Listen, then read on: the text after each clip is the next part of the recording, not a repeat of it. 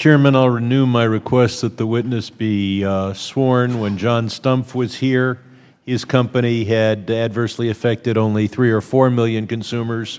We swore in that witness. That is the precedent of this committee in situations like this. The Chair has already spoken to the matter.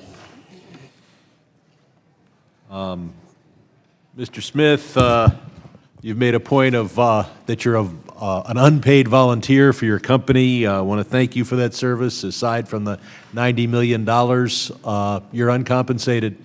I know you've disputed the $90 million figure, so I'd ask you to respond for the record in detail how much you have made, pensions, stock options, and salary from Equifax during your term there, and we'll see whether the reports of $90 million are accurate.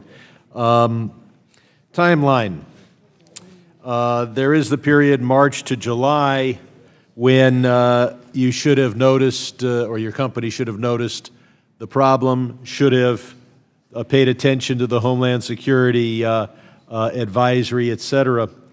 But on July, so that's one part of the timeline. Another part starts on July 1 when your chief information officer told you about the attack and that the website was shut down. Now, there are those in this committee room who have said that the company didn't act immediately on that on July 31. That's not entirely true. In just one day, August 1st, 3 of your executives sold $2 million of their stock. That shows an immediate action right after the CIO report. Does your company have any policies on allowing executives to sell stock, getting legal advice before they do so, et cetera? Or is it up to each executive to decide how to obey the security laws? Congressman, let me address both. One, there was never a report issued on the 31st, just to be clear. That was a verbal communication.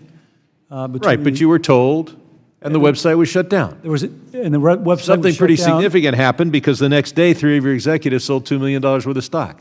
So please answer the question whether your company has a policy of getting approval and legal review before your employees sell. Yes, there's a clearing process. And how would you pass that clearing process, selling the stock just the day after the chief information officer tells the CEO that there's been this data breach? There's a clearing process required for any Section 16 officer. These 3 were Section 16 officers. They all followed the process. The chief... And you don't think the process is broken when it approves the sale of 2 million stocks within 24 hours of when the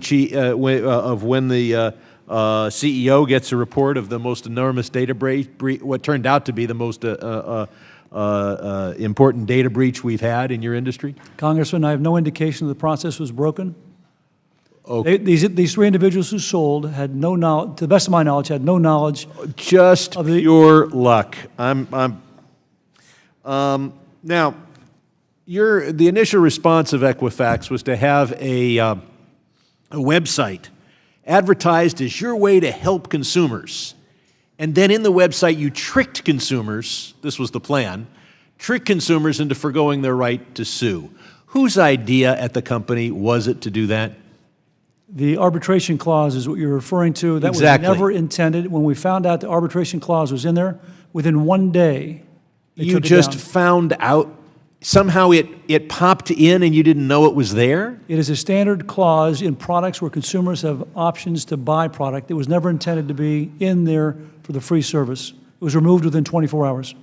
After a huge outcry, including many members of this committee. Now, you've put out press releases telling people that they may be among the 143 million people. Is it the intention of Equifax to send a notice to those whose data were compromised? Or is it up to them to go to your difficult-to-use, overburdened website to find out? We followed what we thought was due process. We sent out press releases, stood up a website. How about noticing? Number. Are you going to give notice to the 143 million people? You going to send them a letter? No, sir. Going to send them an email? No, sir. So is it, everybody out there figures there's a 2/3 chance they weren't affected, and they may do nothing, and you've exposed their data, and you won't give them a notice, not even an email. 420 million U.S. consumers have come to our website. 420 million U.S. consumers. That's more than the number of people in the country, Says they've come multiple times. which means that many haven't come at all. You won't notify people. I yield back. Time of the gentleman has expired.